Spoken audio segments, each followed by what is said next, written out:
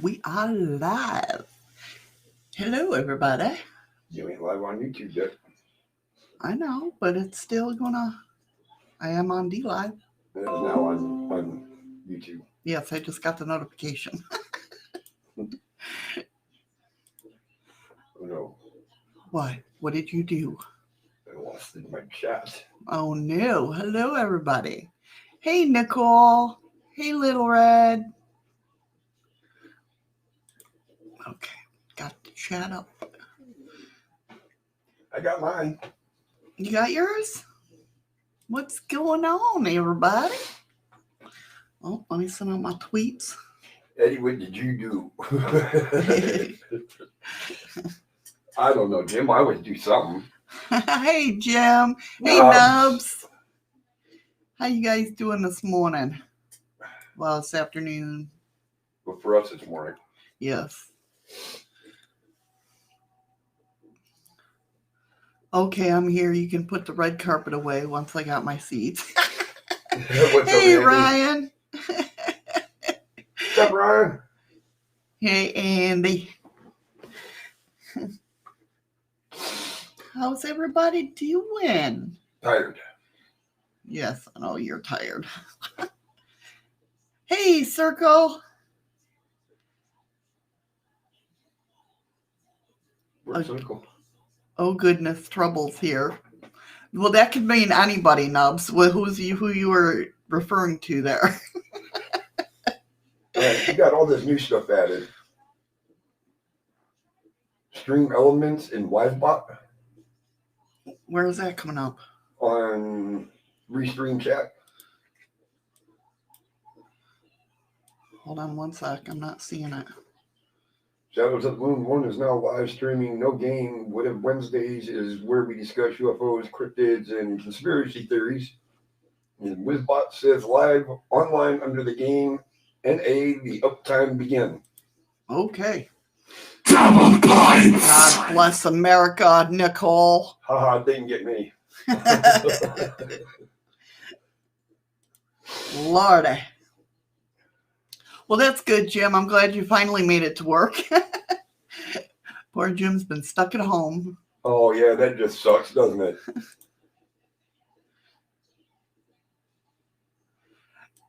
I know. I've been wanting to see that. Actually, I was going to pull it up while I was working tonight, Ryan.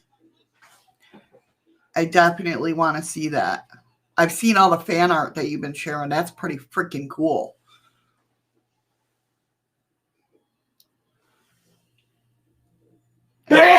Bless you. Holy hell. That got me too. That might have been double points.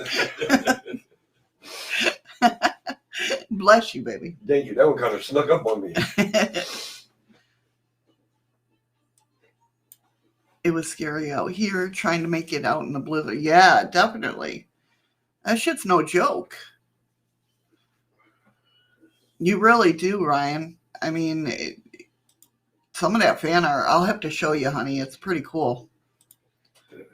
I think I've seen it on... Oh, Facebook. Yeah, you have. That's right. I forget. Nicole says double sneeze. Yeah, double sneeze. Today's only a single so far. I have a psychedelic party in the moonlight. Strip naked to dance. Ryan films it. That's what it was. It's Andy out there dancing. And everybody thinks it's Goatman.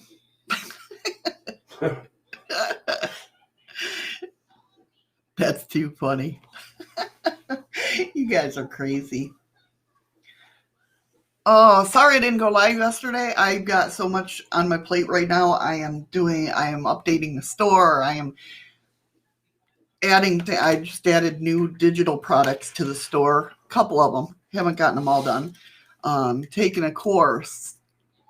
Getting my courses all ready to go up in the store. So it's been crazy. And yesterday I was in that mindset. I was going to go live at first. I woke up late, first of all. And then... No, you didn't. I didn't? I thought I did. No, I thought I woke up about 8:45. Well, that's about the same time I wake up every day. But I was tired. I know that. That's why I thought I woke up late, because I was tired. But and I was just in that mindset of getting the courses ready and everything like that. And I'm just like, I didn't want to break that concentration. So I apologize to everybody. How often you sneeze like that? Would it count? She's talking about wiping my burgers off the camera. Right. I know, right?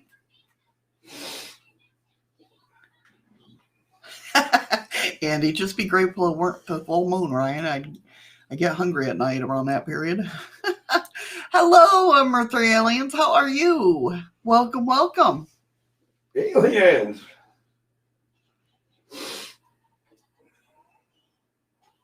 And you hungry all the time. Right? Hey, Patrick. What's up, Patrick? How you doing, hon? Welcome, welcome. Hey, Dakota. How you doing? Thanks, Andy. What's up, Dakota? Yes. Eddie goes running around naked on the weekends. No, I'm Bigfoot during the week. Yes. And Andy's only Bigfoot on the weekends. Oh, okay. I got it backwards then. Yes, learn to read. So I'm trying.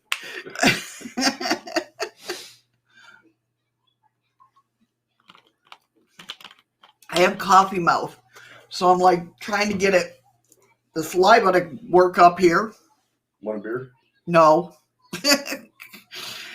Eddie uses one of those silver bullets on me at the weekend, only able to sit at the PC again. You guys are too funny. Oh my God. Loves wants to know, Nicole, is Andy pregnant? Yeah. Nicole, is there something you're not telling us? Yeah, talking about little pitter patter of feet. 4 feet at that. That little bats are going to shed a lot. Hey, Ryan Grace, how are you? What's up, Grace? Welcome, welcome. How you doing? How you doing? How you doing? You want a water for your water? Oh, God. No, Adrian! No, I'm not doing that. Oh, Nicole said, yep, triplets. Oh, damn. Oh, Lord have mercy. Well, hopefully they ain't going to be conjoined. Right? So I wonder, do the chupacabra and goatman dislike one another, or does goatman like the goat sucker? Right? But what the fuck? Yeah, see? Nice timing. Nicole. I turned it down because of double points. I don't like that. And then I can't hear it. Freaky Geek. Hey, Freaky Geek. Good morning. Now I got to test it. Make sure. Okay. Freaky Geek wants to know if we're doing yesterday's live today. No. No. Since Nicole had the operation, the strap take them off. Damn it, Andy. It wouldn't surprise me now it's between her and Eddie. I get some serious butt hurt in my life. Oh, you poor, poor thing, Andy. You poor, poor thing. Oh, my goodness. All right, guys. Oh, yay. Are we getting it all out? I think they're just getting started. I know. I'm scared. Oh, man. Look at Freaky Geek. Oh, my God. All of you guys. I'll just go down the line. And that one was delayed. It'd be like the Three Stooges. Yeah. Sounds like Andy was getting it all in. Especially if he's pregnant with triplets.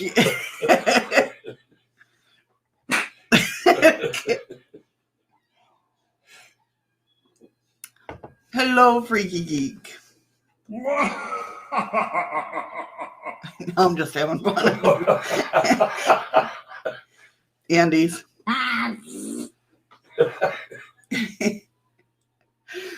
Oh, Lord. I thought you was new. I was naughty. I thought you knew I was naughty. No, in Eddie's stream, in Chaos's stream. Oh, thank you for the ice cream, Nicole. Thank you, Nicole. Actually, in my stream, Ricky's one of the fucking cleanest people in there. Well, yeah, that is true. That is true. And Ron, if you're here, you are still the stream boss. That's why I put it up on the thing. Ryan's out of luck. My Ryan, my son Ryan, is out of luck. Well, until he finds out. Well, yeah, that's true.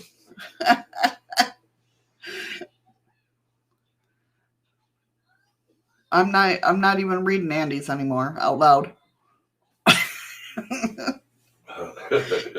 I'm just not doing it. We do not run a porn channel. Sorry, guys. I know.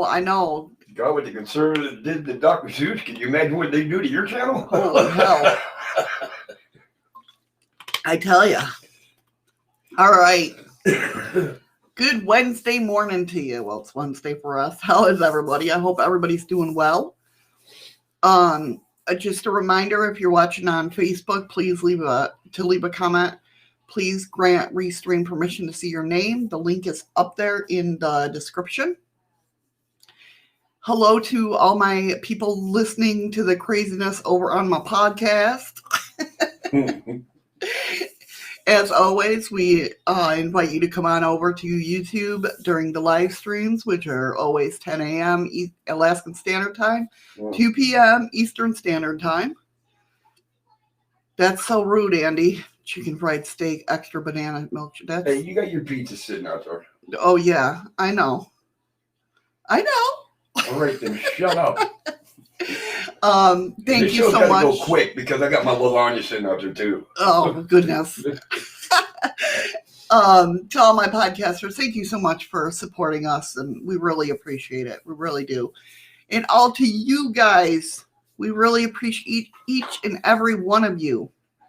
Without you, this wouldn't be possible. Exactly. So on today's show, we're talking about, we're going to try and dive into what we were talking about last week, which is, okay, thank you, Patrick, 3:30 p.m. Newfoundland time, which is the legend of the black shuck. Then we're talking about elves, little people, Icelandic elves. Then we're going to talk about the Bridgewater Triangle, aliens, and puckwudgies. And then we're going to talk about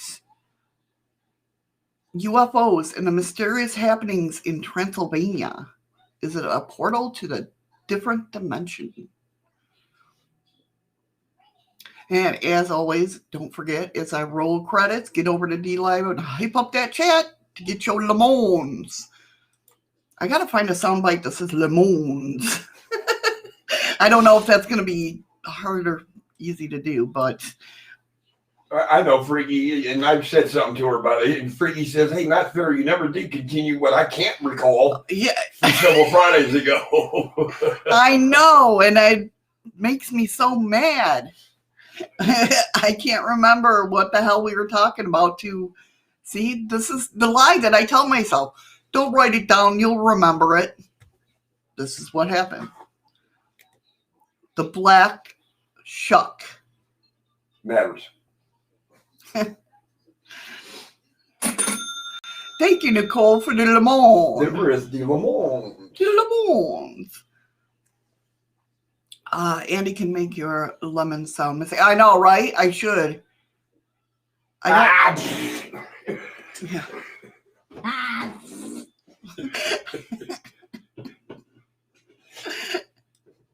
No, Chuck's not black. Chuck's white. I work with him. Yeah. Oh, Lord. You dude looks like Moses, for Christ's sakes. Here you guys go. Thank you, Patrick, Thank for you, the Patrick. the ice creams. Or if you really want to get technical, it's not going to let me copy that word. It says, no, that's too evil.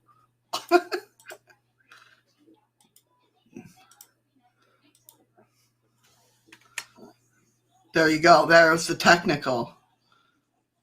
I can't believe Missy recorded Eddie snarting. Thank God he didn't backfire at the same time. Oh, Lord. Oh, Lord, I tell you. So, all right. These are stories of black dogs that have been told in Britain since the Vikings brought over tales of Odin and his hounds when they invaded in 793 AD. Unfortunately, most tales have not been written down in the formal manner, but have been passed down through the generations with stories twisted and embellished. Tales of spectral hounds, both sinister and reassuring, terrifying or protective.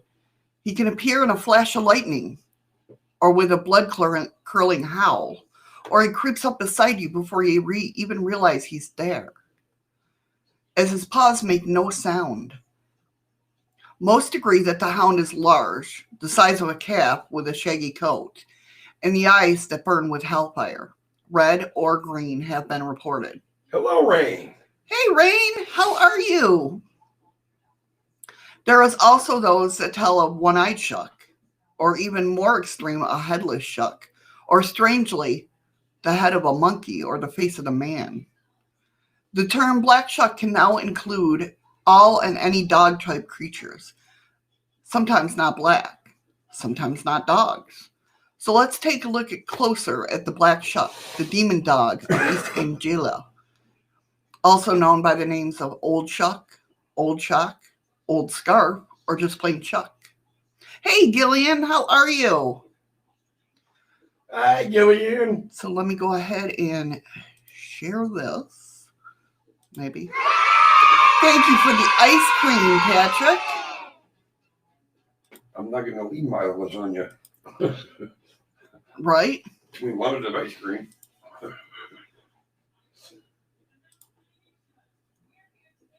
The black part is self-explanatory. Shuck is either derived from the Old English word of demon or fiend. It's spelled S-C-U-C-C-A.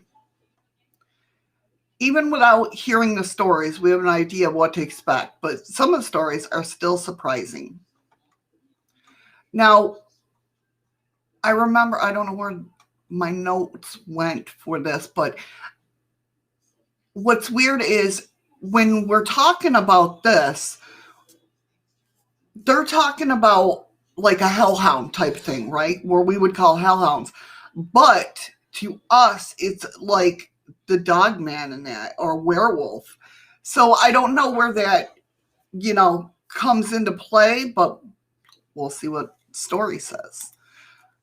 The first question I want to consider is, what does it mean if you see a black shuck? Both Norfolk and Cambridgeshire agree that he is a portent of death, either yours or someone you know. In Cambridgeshire, it's customary to look away, as his look itself can bring death and not just a warning. In Suffolk, he is generally thought to be harmless unless provoked.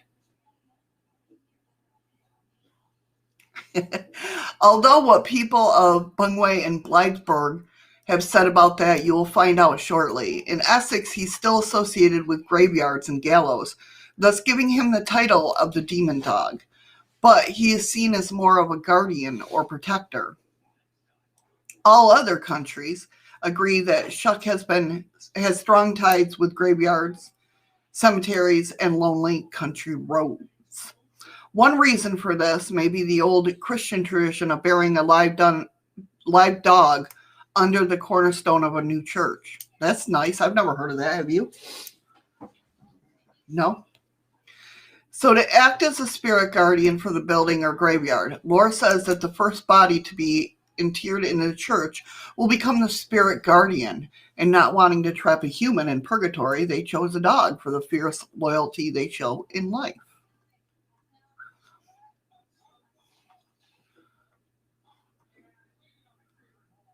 That's another picture of him. You can see he's on weather vanes as well.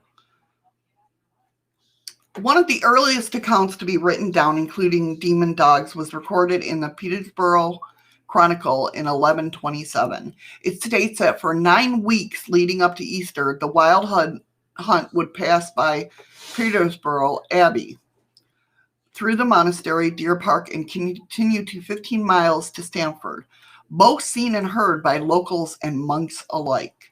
The blast of horns would warn of the nighttime approach. 20 to 30 huge, terrifying men riding back black horses and he-goats, accompanied by hounds, jet black with eyes like saucers.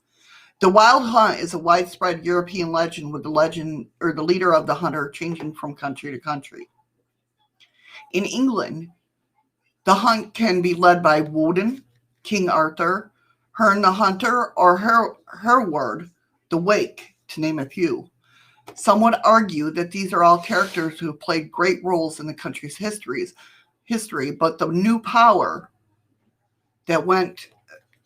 Let's try that again. But the new powers that be, for want of better phrasing, would like to see them retire to myths. To see the hunt was to be risked being dragged away to the underworld, to have your soul stolen, to join the hunt. Or more important, our story, a portent death, much like the shuck. East Anglia, I don't know if it's Anglia, well, anyway, is made up of Norfolk, Suffolk, Cambridgeshire, and Essex. And I'm going to start with one of the most famous black shuck stories. South of Norwich, across the county border, is Suffolk. And it's a picturesque town of Bungay and Blythesborough. And here in 1577, that's where our story takes place. On Sunday, the 4th of August, a terrible electric storm gripped the area. Hailstones and ball lightning fell upon the townsfolk. As terrified as this ungodly storm, they made their way to the parish church to seek shelter and reassurance. In St. Mary's Church, another St. Mary's Church, that's your first mistake. With a crash of thunder and lightning, a demonic hound burst through the door. He ran the length of the church through its congregation with unnatural speed and strength. Viciously, he snapped and mauled, and in another flash, he was gone. Here the hound left parishioners dead and dying. 2 bodies are said to have been found kneeling in prayer, their necks broken at odd angles. The conditions of the other body is said to have been shriveled like an old leather purse. In Blythesburg, it is written by Abraham Fleming that the almighty crash and flash of the lightning, the doors of the Church of the Holy Trinity were thrown open as the storm hit in full force. In the same instant, struck by lightning, the church steeple collapsed in on itself. As the dust settled, standing in the doorway was a demonic hound, bigger than it had the rights to be, eyes ablaze. The hound ran through the terrified congregation, wreaking havoc, killing a man and a boy, and burning the hand of another before it made its exit and disappeared into the storm. The towns were left in a state of horror, with their lives ever changed. Whatever happened that day, be it demonic visitation or a rabid dog, terrified by a storm, it was a story that the town would never forget. Bungay now includes the black dog in their coat of arms, and the local football teams are called the Black Dogs. Pretty crazy, huh? Well, how much of a freaking folklore is it? You're naming everything after a black dog and shit. Right. Andy said, those places are only 45 minutes from me by car. Didn't know I roamed so far on a full moon. Right? To me, that's crazy, though.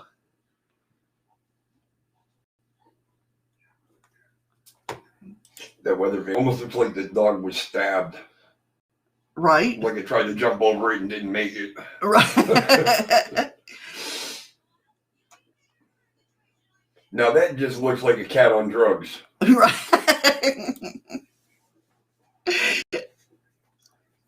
Why has the hound got a horn, or did the artist put... All right, Andy. Jesus. Yeah, that's crazy. I couldn't imagine being I mean, these obviously, like with these legends and lore. I mean, it's a legit question, though. Right, yeah. No, it wasn't about the horn.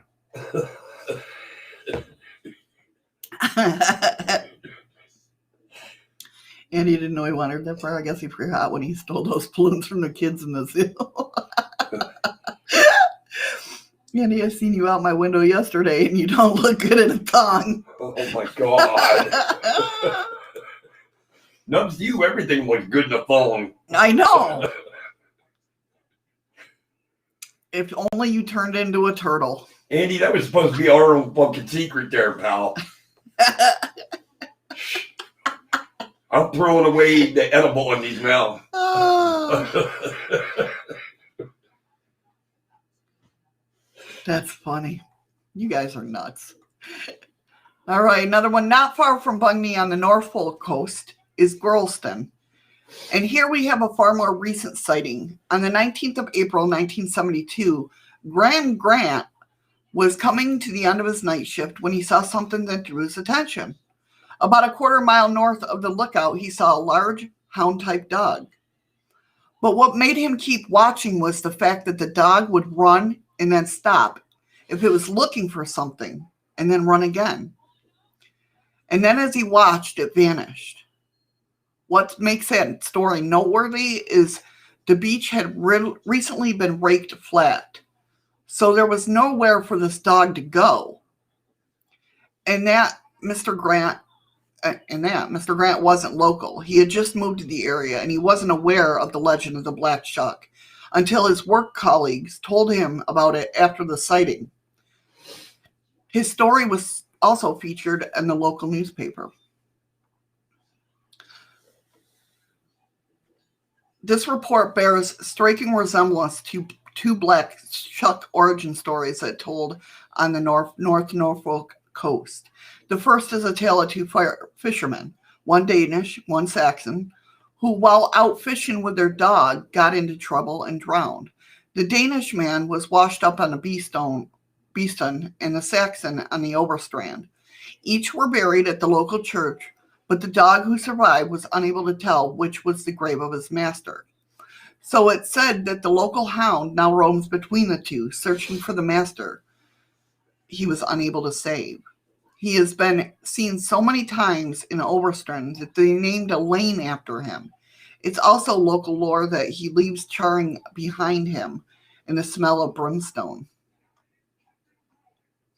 That's not good. That's the one-eyed black shuck. Okay, I'm just saying that's not good. That's not good. You don't like that? Not if he was leaving a smell of brimstone and shit behind him. Right. The second story is from Salt House. In the 1970s, Walter H. Barrett wrote that in 1910, he was passing through Salt House and decided to have a drink on the Dun Cow Pub. What a name, Dun Cow Pub. It was here he saw a man sitting by the window, and waiting to sit for a while himself, he bought the man a drink. The man was Sam Rudd, a local fisherman, and he told Barrett a story. He had been digging bait, as usual, but was getting dark and the tide was coming in, so he started his 4-mile walk home. Having reached the beach road, he climbed over the single bank and began to walk towards the village. It was at this point that a heavy sea mist rolled in, and soon all was darkness. I then heard a dog howl, some distance behind me, said Sam. It was loud. It drowned out the roar of the sea pounding on the shingle bank. Apparently that was the name of the bank. I don't know. Sam then explained that he kicked off his high thigh boots and ran for it.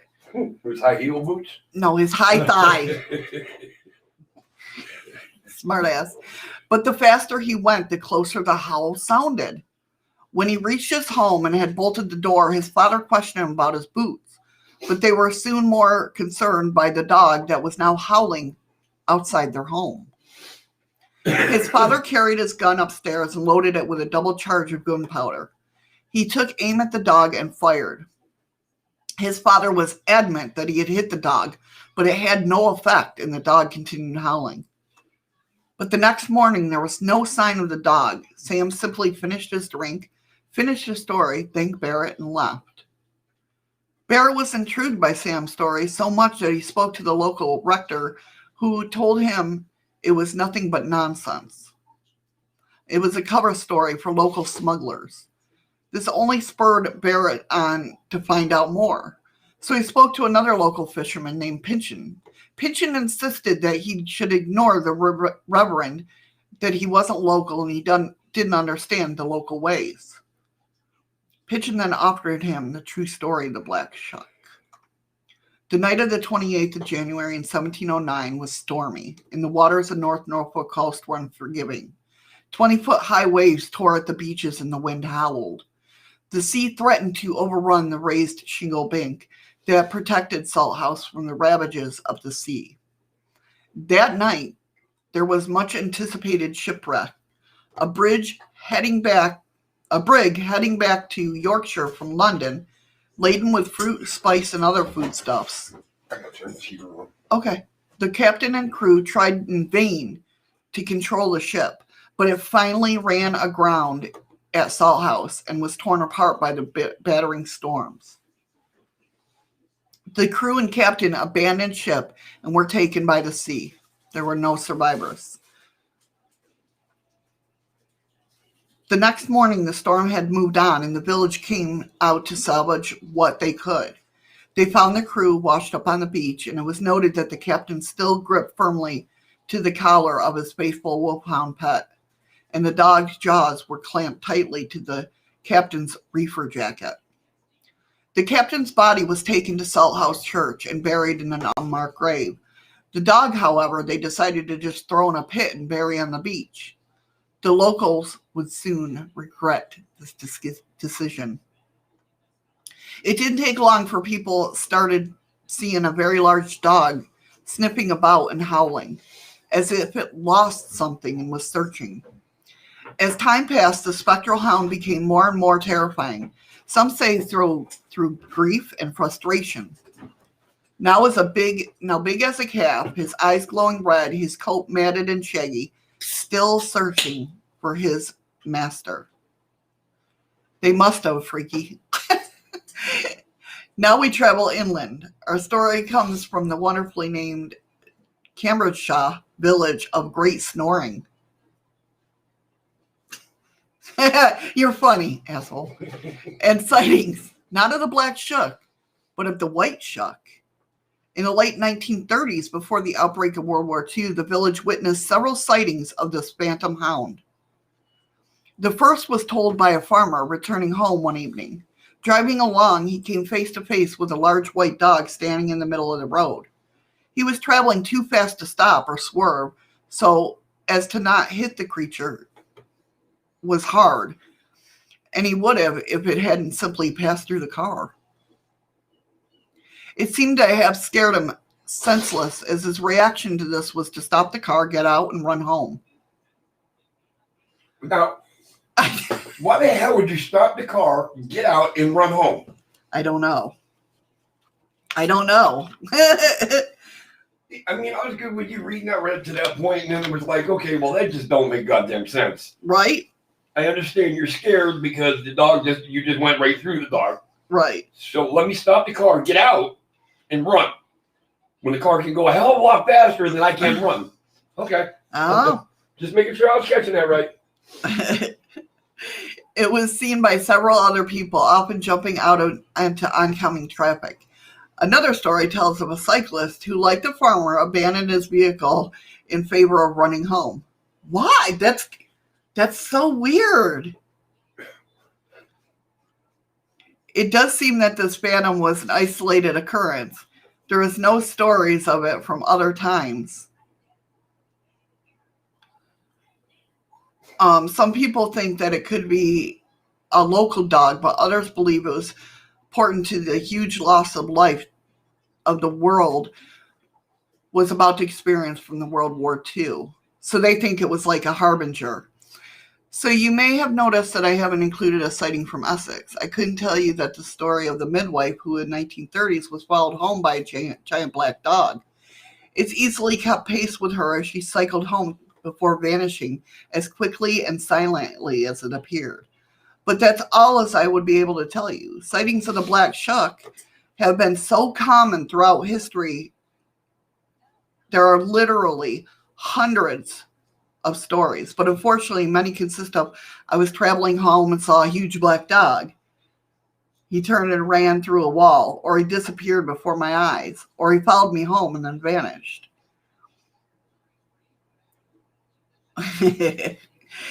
And I think that it was one of those things that I find most intriguing. There are so many sightings, many of them so simple, which makes me think that people genuinely believe that these had happened. These stories have happened. Because surely if you were going to make something up, you'd make it a bit more graphic or detailed or interesting. Something else that struck me during my research is we call these dogs demons. But if the stories are true, these are spirits of dogs so loyal that they search beyond death for their masters and that they try and warn us of impending death. So I guess it depends on how much you like dogs and how much you like ghosts. And how much you want to live. Right? Right, yeah.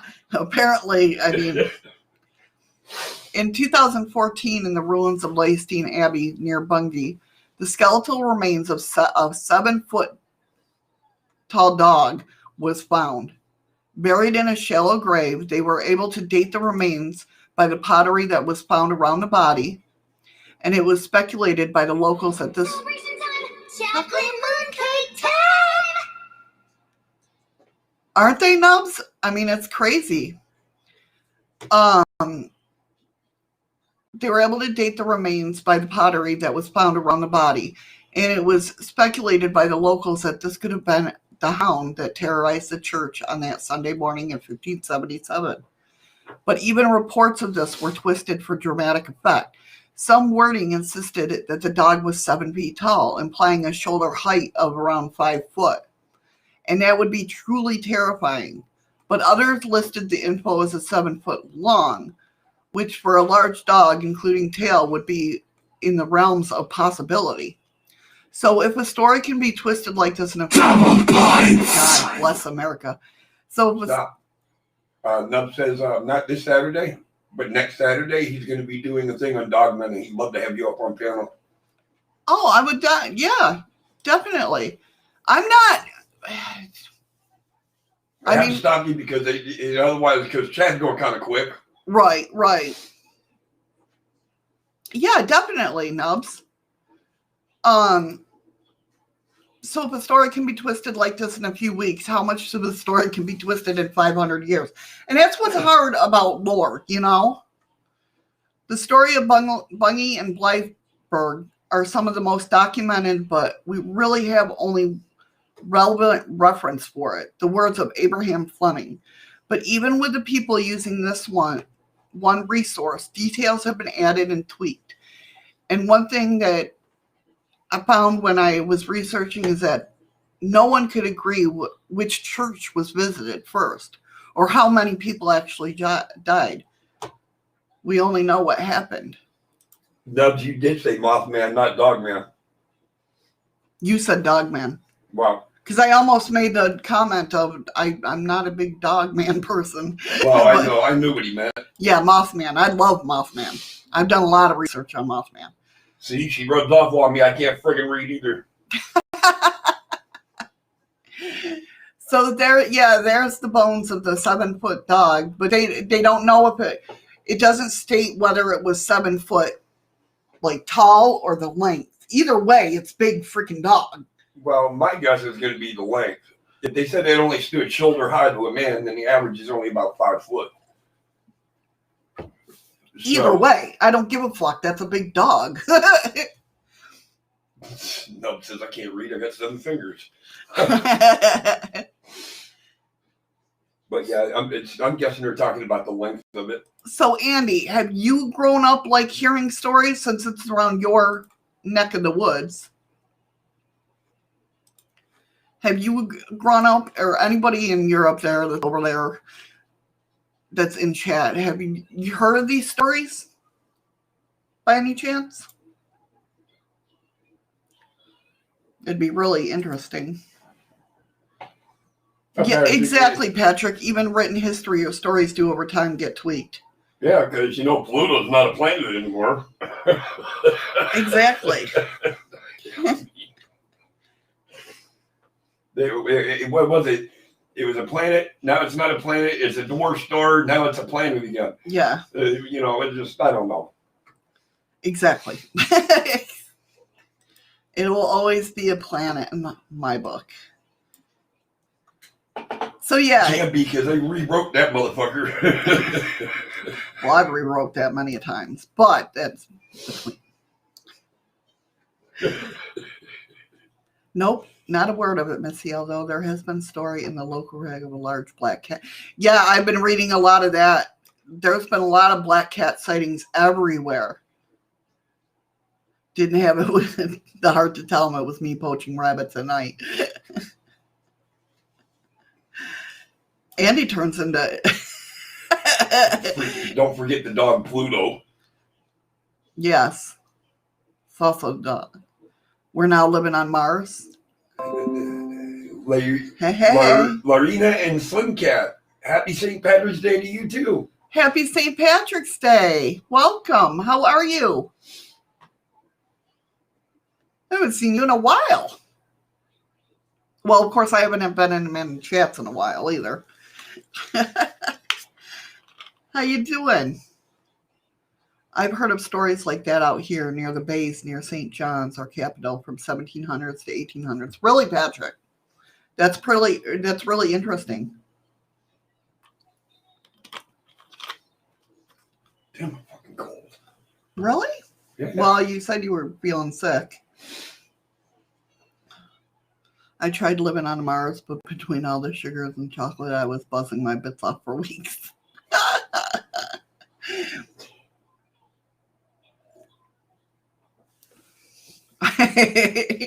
I'm telling you, Ryan, he's a cut up, I tell you. Andy's something else. I'm glad I have him as a co-host of my show. Exactly. All right, on to the next. Let's talk about the Bridgewater Triangle, aliens, puckwudgie. Let's see what we get to. Let's see, Fuzzy was a bear. Fuzzy wasn't fuzzy anymore, was he? So was he still a bear? No, he's a chupacabra. Oh. But I thought they had hair. No, they have. Well, it depends on what Chupacabra you're looking at. There's two different kinds of so you chupacabra. can't say he was a chupacabra. Well, the alien one, no, but the dog one, maybe.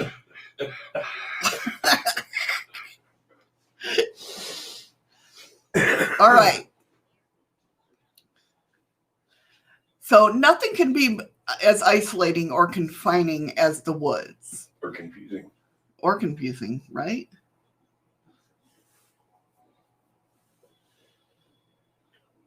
Slow the fuck down, chat. Nub says he didn't know there was two different kinds of chupacabras. You rock. What's that? I'm sorry. Nub says he didn't know there was two different kinds. Yes. There's the alien kind that has spikes, and then there's the dog kind that looks like a mangy dog.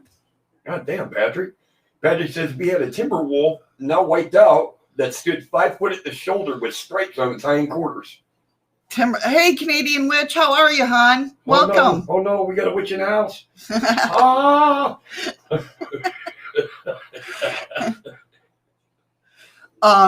Yeah, I mean, timber wolves get huge. Well, I know they can. I would love to have a timber wolf as a pet. Can you imagine that? No. Oh, that would be awesome. I'll say no there, just like you want a Dibbit box. No. Thank you for smashing the like button. I appreciate it. Thank you. It's the new we. We appreciate it. I'm gonna have to have a button that says we. Smack yourself. Yeah. Oh.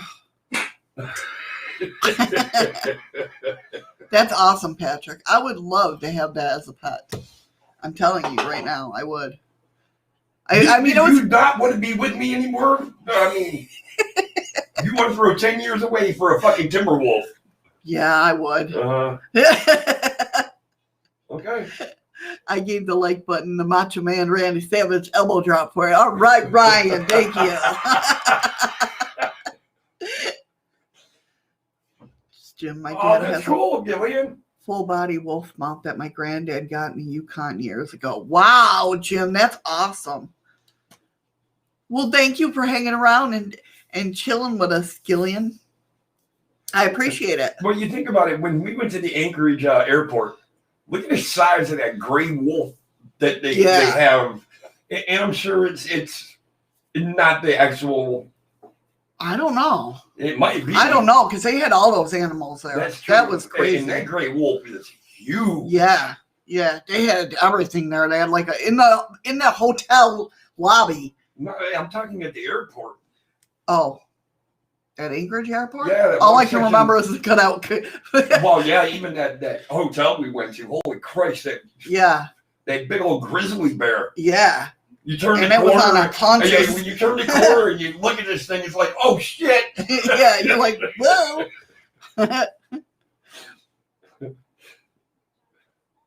Gillian's looking better than me. Aw, thank you, Gillian. We love you too, hon. We love all you guys, man. Not you guys... Anchorage. Anchorage. He also got a moose, a caribou, grizzly, and wolverine. That would be cool to see. I mean, I know they're small and everything, but oh no. We're going to lose power, guys. Lights just blinked out. But it's weird because nothing else blinked out. Yeah. Are we still on the air, guys? No, it's not spelled that way, Andy. That was weird. But the TV's still on. Go check, see if the microwave has. I think it was just this light. Because it didn't look like out of the corner of my eye like anything else went dark.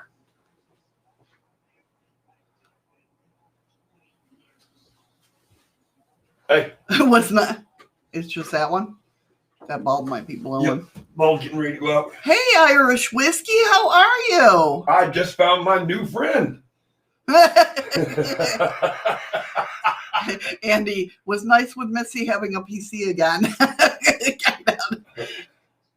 No, I think the light in the room is fixing to go. Shadow's been covered up by a shadow. Hurry back, Patrick. Hurry back, Patrick. But yeah, I mean... Yeah, I'll make sure there ain't no Russian tanks outside. Yeah. I'm going to walk out there with my beer. Yeah, that way I can look at him and say, hold my beer. I swear to God, this shit does not happen. Well, it happens at night if we watch some alien bullshit. But stuff happens with you guys around. So you guys are the cause of weird shit that goes on here. Yeah, just saying. Yeah, because like I said, I didn't think I caught the lights flicker out there. Well, nothing else went off. And even the heater stayed on. Yeah. They might drink all your beer. No, they just want vodka. No, if they try to drink all my goddamn beer, they will lose. I blame the lack of fingers. Nubs. Eddie, grab Missy and head for the hills. The Canadians are invading Alaska. Patrick? The Canadians got a lot of land to cover before they can get here. Yeah, that's true. All right, guys, moving on to the Bridgewater Triangle. I think that's what, yes. Nothing can be as isolating or confining as the woods. They seem to cut us off from the rest of the world, leaving us alone, balanced on edge of being lost. Even in these fairly modern times, the woods seem to exist as a reminder that there's so much of the world outside of our control. Hi, Lady Blind Wolf. Hey, Lady Blind Wolf, welcome on. I agree with Irish whiskey, period. That's it. I told you, my new best friend right there.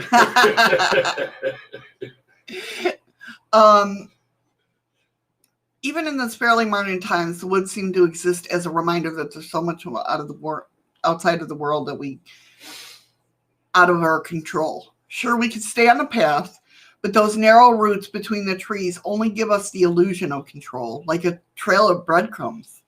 They're fragile and fleeting, and somewhere in the back of our minds, we understand that if we were to leave the trail, we would be stepping into the unknown. The woods hide things from us. For centuries, criminals have used the dark cloak of the forest to conceal everything from bootlegging and poaching to drug use and murder. They hide wildlife from us and instill just enough doubt and mystery that we end up believing anything that could be living out there.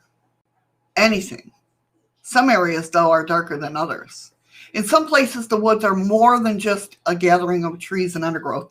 There are locations in the world that are constantly avoided, plagued by rumor and dense with fear. To step in one of those places, to abandon all the safety, all the reason, and all the hope. Between the three Massachusetts towns of Abington, Runabout, and Freetown exists a triangle slice of land that has become home to hundreds of reports of unexplained phenomenon. It's known as the Bridgewater Triangle. And we've talked about this a little bit in one of the stories. Very little, though. Yeah, very little. Though some call it the Black Triangle or the Devil's Triangle. It might not be swelling up fighter jets or colonial-era ships like the Bermuda Triangle to the south, but its history is just as storied and mysterious. Excuse me. This story in Alaska, is it? No. Yeah, I didn't think it was. Nubs was asking. No, this is in Massachusetts, Nubs. Yeah, we're not talking about the Alaskan Triangle, although there is one here and we live in it. We actually live inside of it. One of the areas within the triangle is the Hokum Swamp. It's a 17,000-acre wetland near Bridgewater, Massachusetts. Ryan's been there. To the Bridgewater Triangle? Yep. He says, I've been to the Bridgewater Triangle. I used to live in Massachusetts. What part? I used to live in Massachusetts, too. That could be Lady Blind Wolf. It could be Massachusetts witches getting their revenge. It definitely could. Welcome back, Patrick. Welcome back, Patrick. Yeah, Nubs, the triangle that you heard of the Alaskan Triangle, we actually live within the perimeters of that triangle. Yep. Hey, Amanda. how you doing? Aw, you're awesome. She said, sorry I'm late. I forced myself out of bed to try and not miss my favorite Feel It in Your Soul, peoples. Aw, Amanda, that's so sweet. I love you. Worcester? Sturbridge and Webster. Okay, grew up in Southbridge. Okay. I've heard of Worcester. Just because one of my friends lives there. Hey, Doug Paulson. Welcome. Hey, Doug, how are you? Salem was not the only town in Massachusetts to have witch trials. That's right. That's right. I lived in Medway. I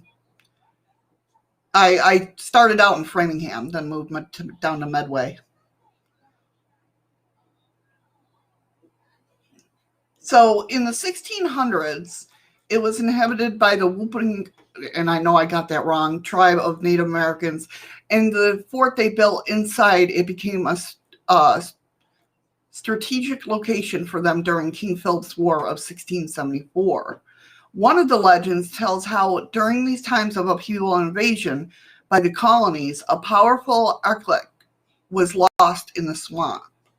Now, I can't find anything beyond a small Wikipedia entry to confirm this, but the story tells of how an object known as the Wampum Belt was lost during the war. Well, Doug, we're happy to have you here. Yes, definitely. Definitely glad to have you here. I hope you enjoy.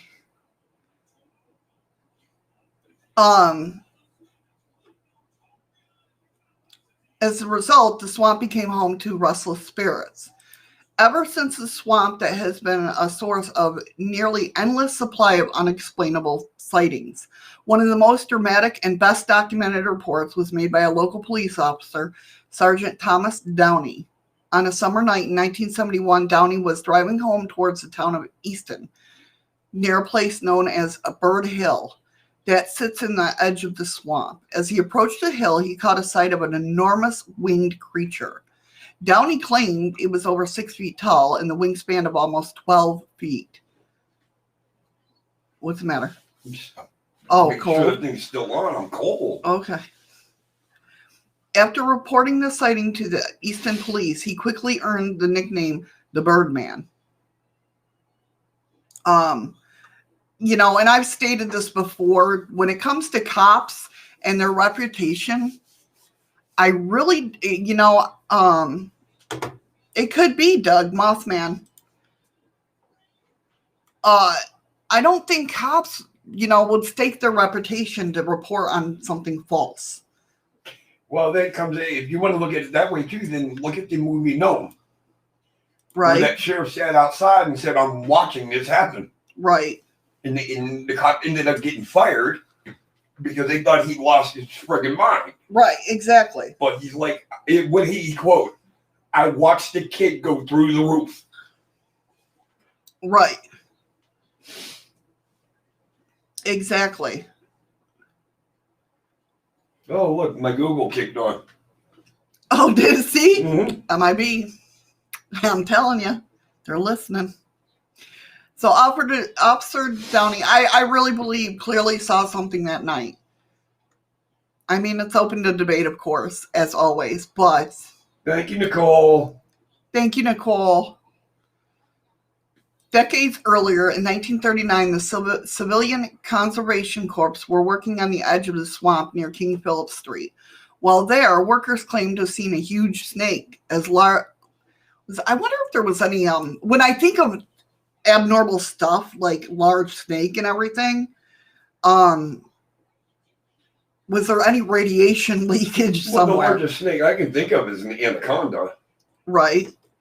They said that they seen a huge snake as large, round, as black, and as black as a stovepipe.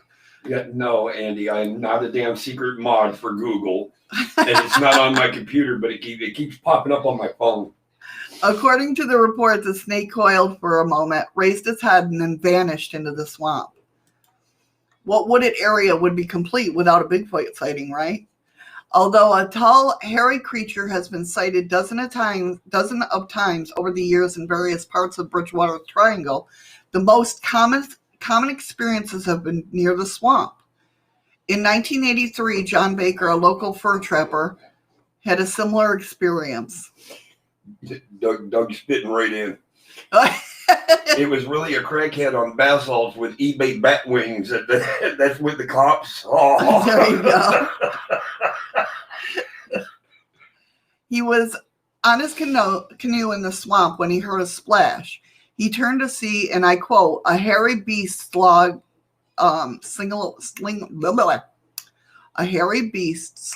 into the river and passed within a few yards of his boat. Amanda's having problems. She wants to know if you can disable stickers on dlive, which is I don't think you can.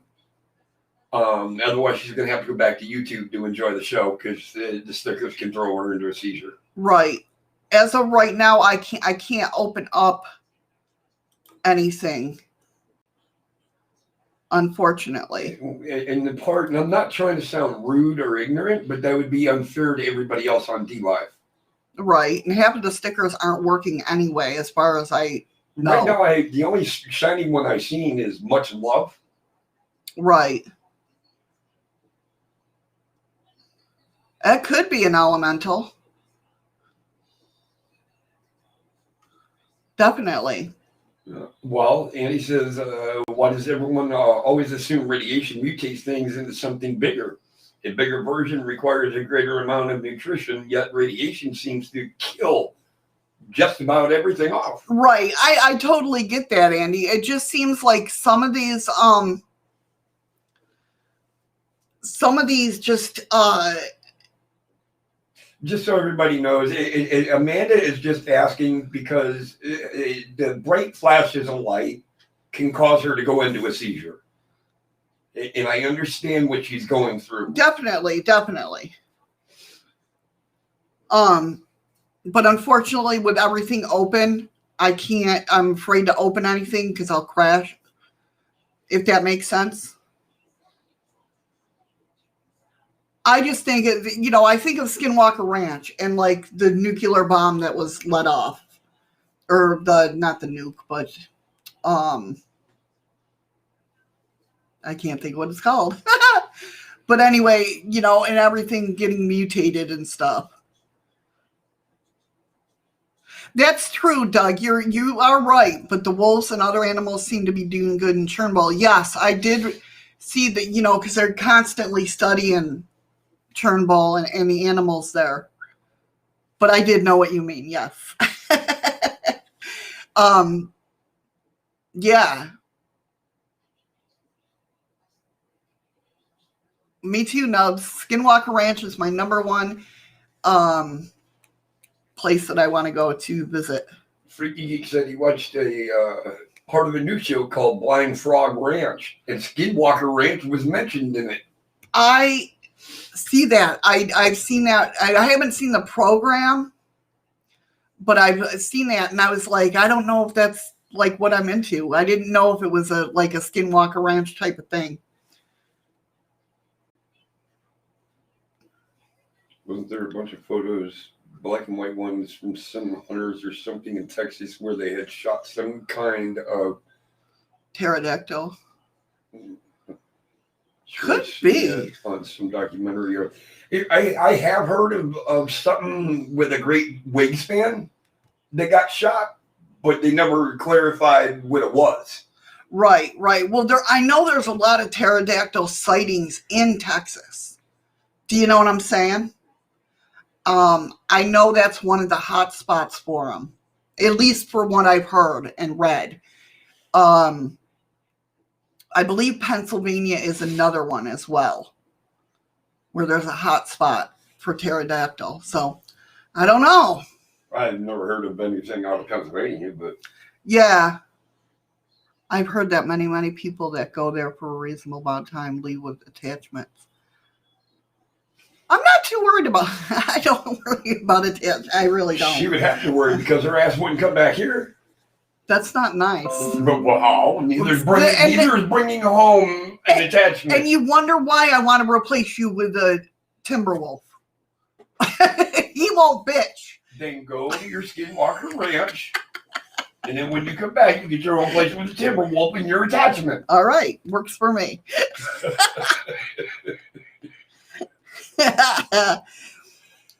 Dropped it. Was reported to a local constable who thought it was a very large turkey. Your podcast can't understand you mumbling. Oh, sorry.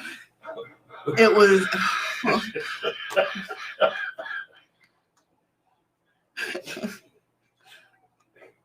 So she's just not going to read it now. No, I was seeing if there was a first part of that. It was reported to local constable who thought it was a very large type of turkey vulture, not known with a wingspan of that, basically that big, over 40 feet. Yeah, that's creepy. That would be a big turkey vulture. Doug lives in upstate New York. Well, we're from there. Well, I am. Oh, great, Andy. Thanks. I live in upstate New York where we've had UFO sightings to me in Utica, New York, and Bigfoot sighting as well. Yeah. If you look up Warsaw, New York, they had a sighting there in like the 40s. Eddie, have you told me yet that you have adopted a sea lion as a pet? That's not even funny, Andy. That's not even kosher. It's not nice. Stop being on his side, Andy. How the Hulk and Bluebird work together. Joke is my man calls me Bluebird and everyone else calls him Hulk. Oh, that's funny. That's funny. Turkey vultures are like UFOs being swamp gas. You're right. Yeah, exactly. I wouldn't think that. Yeah, turkey I thought they vulture. were I weather mean, balloons. turkey vultures are big, but Jesus. No, actually, Jim, roadrunners are actually real birds. Yeah, you saw them in Texas. No, I mean, I'm serious. They are actually birds. Right. That's what he said, though, until I saw them in I Texas. thought the way you said it, you was being sarcastic. Well, that's okay. You want to talk about being stupid. I didn't know reindeer and caribou were the same thing. I didn't know that reindeer were tame and caribou was wild. Took me what? I've lived here almost 5 years now. It took me 4 years to learn that. I learned that.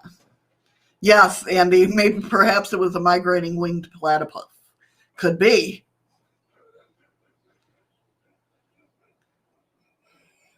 The biggest bird I've seen in Newfoundland was 2 eagles. Hey, hobgoblins, I believe, are real. Well, Nubs didn't know that reindeer and caribou are the same either. See? Not only is my show cool, or our show cool, you learn something. We're educational, too. See? I thought they were a breed of moose. No, moose are entirely different. Yeah, moose and caribou are two totally different. A baby moose is the size of a bigger calf. Cow. Well, yeah, a smaller cow. A baby one. We got a beer here called Hobgoblin. Andy, you don't want to take that bet, do you? Listen, what was the ones that you drank over? Hurricanes? Yeah, hurricanes. Yeah, pretty close, Doug. It definitely will damage your vehicle. Yes, the baby one's actually called a calf. Yes, Freaky Geek, thank you. See, even our viewers are educational as well. The moose here can get so big, it can stop an 18-wheeler. Yes. And just totally F it up. Andy, that was my thought. Maybe it was the result of Pegasus having a wicked way with a moose. You know, if moose, that would be the size of, that would be a big Pegasus. They just lost their wings. Now, I'm not saying hurricanes had a really good taste to them, but as cheap as they were and almost 6% alcohol. I also learned that armadillos can ruin your tires. Well, they can be called edible, Andy. I mean, but I'm sure they can, Jim. I'm not a farmer, but I know a few animals. And he says, I thought baby moose were called edible. Hurry back, Nicole. Hurry back, Nicole. Yeah. Well, you wouldn't think up here in Alaska that we'd have a big freaking big ass porcupine. Oh, this freaking thing is huge. But we do. I almost shit when my boss said, you know, the only wild thing that because I used to joke with everybody. I said, I think they're lying to me about moose and mountain goats because I haven't. There was a third one too. No, it was just them two. Was it them two? Because I never see moose or mountain lions. Goats. Or mountain lions. Mountain goats. Oh my God. It's already starting. Well, yeah, it's 11:05. Okay. Makes sense. No, but it blew my mind, like, because I would never, like... Thank you for the follow. Thank you for the follow, Meme Man. 1984? Meme Man? Meme. I know. I don't know why I said that the way I did. But, so, like, the natives around here, right? They'll sit there and say, oh, yeah, look at the mountain goats. And I'm, like, looking like, where are you looking? I said, everybody's lying to me about moose and mountain goats because I don't see them. I don't. And finally, when we went to Wasilla, yep, we went out moose not hunting. Well, no, we just kind of went out for a drive. Yeah. And all of a sudden it was like, look, right there. They standing right next to the road, getting ready to cross the road, and the head's like bigger than the fucking window. No problem. It's all right. What's the wrong sticker? It's the frog spitting. Oh, that's Okay, that's Doug. funny. Thanks for coming in. I appreciate it. Yeah, Doug. You have a wonderful day or rest of your night. Well, it's, you know what I mean. Absolutely. Doug, thanks for stopping through. Thanks for having the conversation. Yeah, definitely. All right. right. That's pretty cool, the frog spitting. See? It's all good. All right, so let me find out where I am. You do the same, Doug. Hope to see you again. Yeah, hope to see you again. Take care and be safe out there. So he was on his canoe in the swamp when he heard a splash, turned around, and a hairy beast slogged into the river and passed within a few yards of his boat. In 1978, a local man, John Deandra, was standing in the shore of the pond known as Clay Banks. Welcome back, Nicole. Welcome back, Nicole. He claimed that he turned and saw what described as a creature that was all brown and hairy like an apish man thing. Oddly enough, I know a guy that looks like that. That would be Andy. No, I'm joking. Andy, that's not nice. That one wasn't nice. Oh my God. But there's more than just one weird animal sighting in the swamp. As far back as the late 19th century, locals have reported seeing unusual lights. One report was made by two undertakers who were traveling past the swamp on Halloween night in 1908.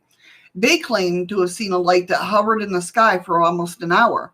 Whether the reports of the creatures and lights are true or not, it might be worth mentioning that the Winnipeg word Hockomock literally means the place where spirits dwell.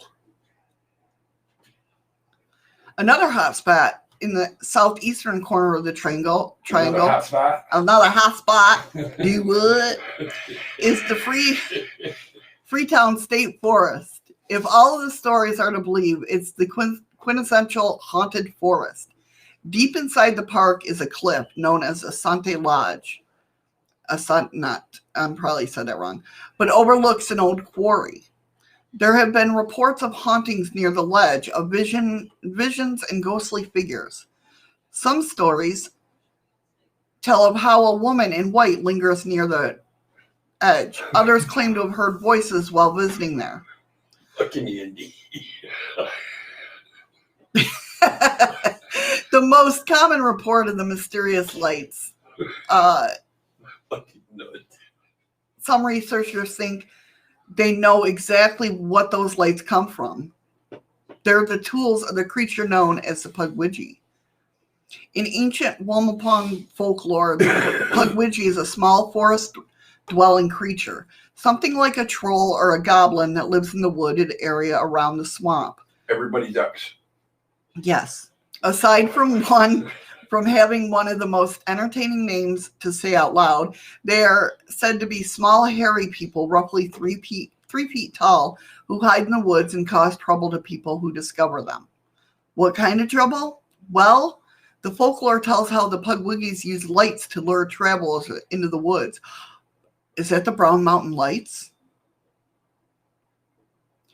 I'm watching it, Patrick. Yes, we've watched it. Definitely. The Alaskan Triangle. So yeah, they would lure travelers into the woods where they would kill them. These lights, according to legend, are known as tepehuancas, the North American version of the English will-o-wisp, sometimes referred to ghost lights. The puckwudgies use the lights as bait, luring people to their death. Rather than attacking hikers outright, apparently these creatures prefer to let the land itself kill their victims. Coincidentally, one of the most common experiences reported by visitors to the ledge is an overwhelming urge to jump. That's not good. Normal, healthy people have felt nearly suicidal standing atop the ledge. Many of them claim approaching the edge of the cliff, they felt an uncontrollable desire to jump up into the dark, rocky water over 100 feet below. I will not be going near that clip anytime soon. Nope. Thank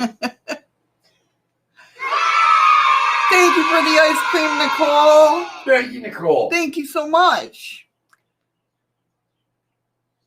Lemon Fever Ledge. Is that another ledge that you know of, Andy? Yes, Jim. Mine too. What, this one? The story I just said, Nubs? That is in Massachusetts as well. It's near the Freetown State Forest. Thank you, Patrick. Thank you, Patrick, for the lemons. Freaky said reminds him of bridge dogs jump from for no apparent reason. Oh. That was a new name for the ledge you mentioned, Missy. Oh, okay. I think he's being sarcastic. Probably. These ones are all in the Alaskan not the Alaskan Triangle, the Bridgewater Triangle in Massachusetts. One story in particular bears retelling. Is that, or are these stories made of, is the triangle there made up of 3 bridges? I don't know. I'd have to look into that. Because you just said it's, the Bridgewater Triangle. So is this bridges over water that make this triangle? No, I don't believe that, but I believe that it's because, hold on, I think I said it. Between the 3 Massachusetts town of Abington, Rinnebuth, and Freetown exists a triangle slice of land that has become home to hundreds of reported blah, blah, blah. It's known as the Bridgewater Triangle. Y'all understood the blah, blah, blah, blah part. No, it doesn't say. Okay.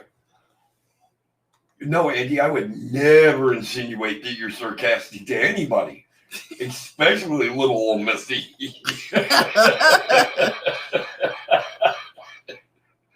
Bill Russo was a welder from Raham. I don't know if that's the Rainham. I'm thinking that might be Framingham, but I'm not sure. Okay. Hello, Blue. How are you? Blue done snuck in here. Where's Blue? dlive. Well, she just received a 1-month subscription from Mr. Mingster. That's right, Amanda, but the blah, blah, blah part is where the lesson is. Duh.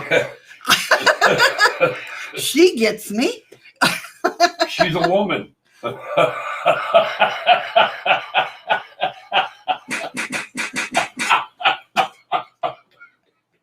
And Andy. Oops.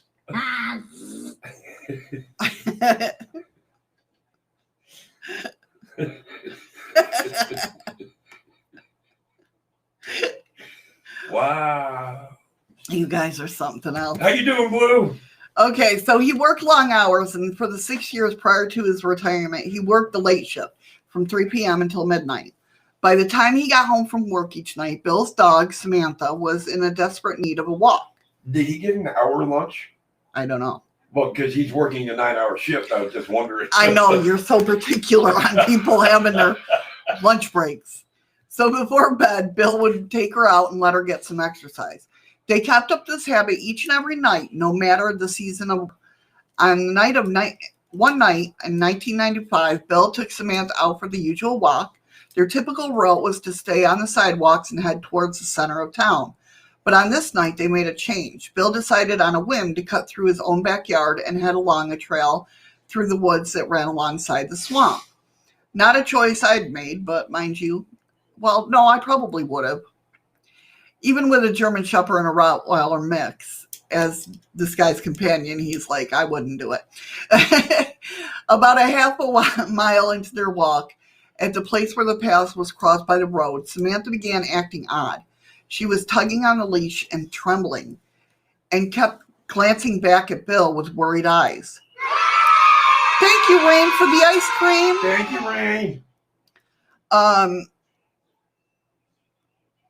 Bill pulled the leash to lead her home, but the dog wouldn't budge. She just whined and quivered where she stood. After a moment, Bill began to hear the sound that had frightened his dog. It was a thin, high-pitched voice, faint at first, but growing louder as it continued. And even though Bill couldn't understand what the voice was saying, it kept repeating the same sounds. Iwan-chu. It seemed to say Iwan-chu.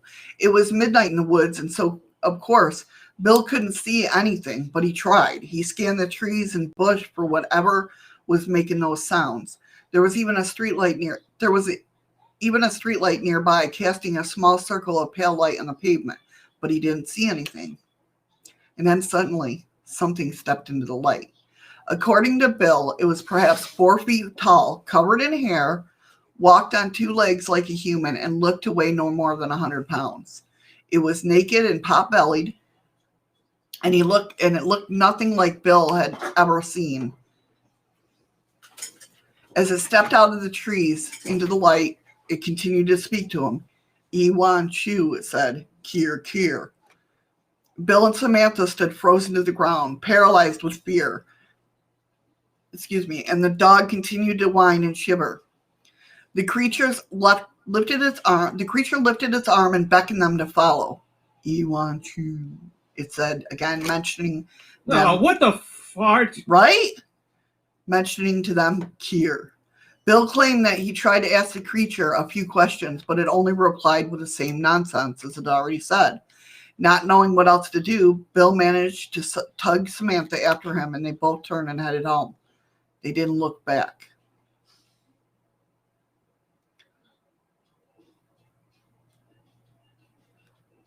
Patrick, my ex-wife's sister. Jeez. It's not the trees that make woods a frightening place. It's what the trees conceal. There's no telling what creature hides behind the green leaves and thick branches of the forest landscape. Cryptozoologists, ghost hunters, and believers in the supernatural are often seen as abnormal. Because we are, right? They believe in things that can't possibly be real. But when we step into the woods, we surround ourselves with a dark embrace of the unknown. Something the impossible begins to seem more likely. Maybe we want to believe. Maybe that's feeling in our pit of our stomachs when we step into a strange wooded area for the cry for answers. Is there something more out there? Right? Maybe that's all we want to know, but we're simply too afraid of the answers. I'm not. I want to know. I'm not. I want to know this stuff exists. In my mind, they do. Not everything, but you know. Bill Rosso experienced the same fear on that night in 1995. He and Samantha managed to find their way home, but was beyond shaken up. Even though it was 1 o'clock in the morning, he went to the kitchen and brewed himself a pot of coffee. There was no way he was going to let him sleep that night. Cup after cup, hour after hour, Bill relived the experience over and over again, playing back everything he heard and saw. He experienced doubt, fear, and regret. And that's what happens when you see something, right? You sit there and did that really happen? Did I really just see that? You know.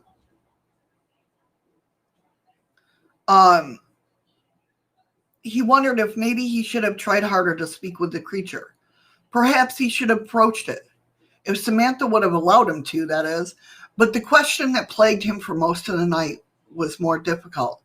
What was the creature saying to him? Bill wrestled with his memory of those sounds that night. Iwan-chu, it said, and then Kier. Before sunrise, Bill was almost positive he had the answer. It wasn't another language the creature was speaking after all. It'd been trying to use its best English. And the word it kept repeating, we want you. It's been saying, and then come here. Yeah, you play it over and over in your head. Definitely. Thank you, Nicole. Iwan-chu, Kier. And honestly, if you think about it,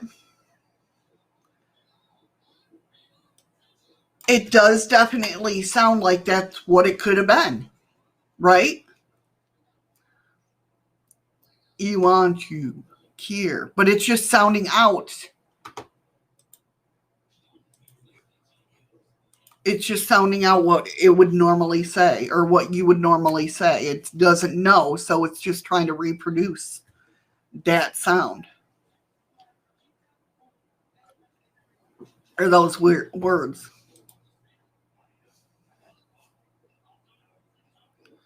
Could be in a newfound language called Newfoundlandese. Could be. You never know.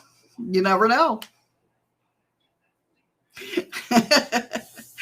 But yeah, I mean, it's crazy to see something like that. Now, with the lights, it makes me think, because Bigfoot is seen many times with lights around him, right? So that's what makes me think that he's an earth elemental when it comes to Bigfoot, because other, either fairies are around or something with these sightings with lights around him.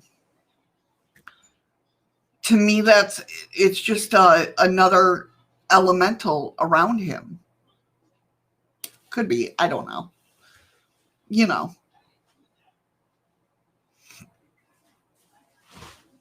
But yeah, those are definitely cool. I've never really studied the Bridgewater Triangle. We've talked about it in the past a little bit.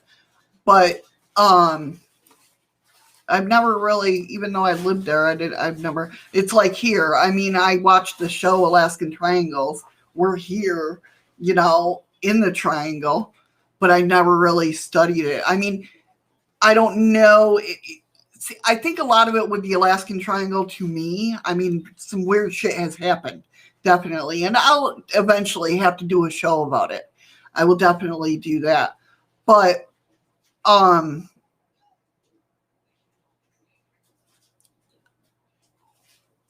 I think a lot of people, I mean, there's a lot of people that go missing. But there's also,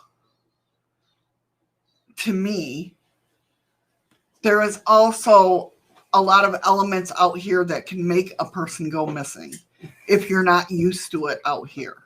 Does that make sense? Nature itself will make you miss. What's that? Nature itself can make you come up missing. Right, exactly. There's so much land has been never even touched by human foot. The snow pockets and everything that people are so unaware of. Right. Even regular locals can still end up missing. Right. Where are they triangles? Because of the shape of the geographical locations of where everything seems to happen within certain points. I don't think he's asking that. He gets the triangle, but why is it always in the shape of a triangle? Like, it doesn't have something to do with the pyramids. And it could very well be. Something about the Merkaba,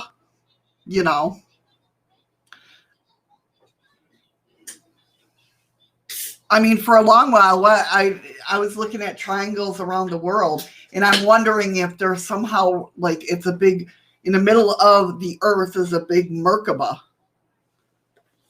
Or Merkaba. No, I said that. Okay. Never mind.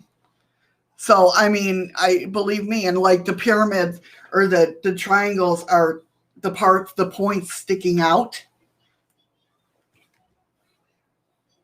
If that makes sense. Could very well be. Like, or the Bermuda Triangle, the Alaska Triangle, the Bridgewater Triangle is all decentered around a triangle. Right. Now, if you look, we've talked about that before, too. The Devil's Triangles. There's a lot of them around the world.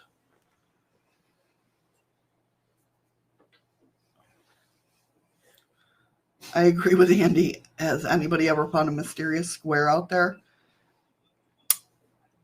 Actually, I think they have, but I think it's just more triangular shapes than, I don't know.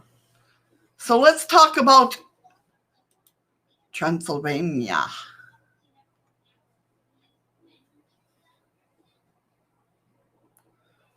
I'd like to know how we head north. They tell you they have none of it. There you go, mumbling again. Sorry, Patrick, I'd like to know if we head north. They tell you they have none of it. I'm sorry. I didn't mean to mumble again. Well, you mumbled again, so it don't matter. It don't matter, you know. It's okay. She wasn't talking to me. She was talking to Patrick. People on the podcast can't see that. I know, but I'm just saying. There's a place here in Colorado in the mountains where you can tell no one has been there for years. Really, Jim? Yeah, I'm sure there's, you know, a lot of places in those mountains, definitely. There's a lot of vast land out here that hasn't been touched. Oh, it's a Canadian joke. See, I wouldn't have gotten it, even though I lived near Canada for growing up. There's probably more land in the state of Alaska that has never been explored by a human that can probably cover half the United States all together. Right. Not only that, I mean, when it comes to the Alaskan Triangle, too, about planes going down, I mean, we have some wicked ass winds that turn on a dime. I mean, there's nothing in the winter and in the summer. We get the many, you know, like obviously in the summertime, it's the dust spinners. Dust devils. Yeah, dust devils. And we get them in winter, too. So it's like, I mean. Well, what was it, 2 years ago? Yeah. There was a dust devil that as tall as the trees. It was crazy. It was actually forming into a tornado, and Alex went out there and had to step into it. Yeah. And then it jumped over 10 feet and started again. Yep. Yeah. And like he could feel the spinning. Like he said, the air inside was cold. You know, and you could see there was 2 layers of it. One spinning this way and one spinning the opposite way. So, I mean, we have a lot of wicked weather up here, no doubt. It'd be a nice calm day, and in a blink of an eye, you'll have 90-mile-an-hour winds. Mm-hmm. All right, so UFOs and the mysterious happenings in Transylvania. Is it a portal to another dimension? Apparently, extraterrestrials have carefully observed humans and their actions, no matter the time or place. They observe us. They found us a very long time ago. God bless America, Nicole. Sometimes look at your chat. I knew it was coming. Yeah, well, they found us a very long time ago, but do not want to make contact. Ask yourself, why? Perhaps it's because we're not enough civilized? Transylvania, one of the most mysterious landscapes of Europe. That's another place I want to go. Europe is such a place. This particular region. Hold up. I don't even want to talk to Amanda right now. Yeah, that's just rude. Mom dropped off McDonald's. We're just joking, by the way. Yeah, we haven't had McDonald's probably in 3 a years. year. No. We used to get McDonald's or Burger King, but it's been about 2 years now. Yeah, 2 years. God damn it. Okay. Yeah, Romania and all that. Oh, God, yes, I want to go there. Transylvania is one of the most mysterious landscapes of Europe. The particular region of Romania has been a UFO hotspot for centuries. Isn't that crazy? Like, I love Romania. I love everybody talking about Romania, and I never knew that. I never knew that until I read this article. Jim, you guys are swearing in my chat. Andy, that's not very nice. I used to sit down and eat 4 double quarter pounders. Yes, Nicole. So many myths in Transylvania. Definitely. It is, Rain. It's very interesting to learn about. But I never knew that it was a hotspot for UFOs. Paranormal? Yes. You know what I mean? But not UFOs. Most of us perceive Transylvania as mountainous, mist-shrouded place surrounded by mystic and closely related to Dracula, the most infamous vampire in the world. Well, that's what Transylvania is known for. Exactly, yeah. But Transylvania is much more than Dracula's Never Never Land. Hidden deep in the Carpathian Mountains, a region located in the present-day central Romania. Who knows what is lurking in inaccessible ravines shadowed by high mountains the high mountain peaks of the southeastern Hi, Carpathians. Danny Serbu. Hello, Danny. How are you? Yeah, we do know. We We know how many exists. Oh,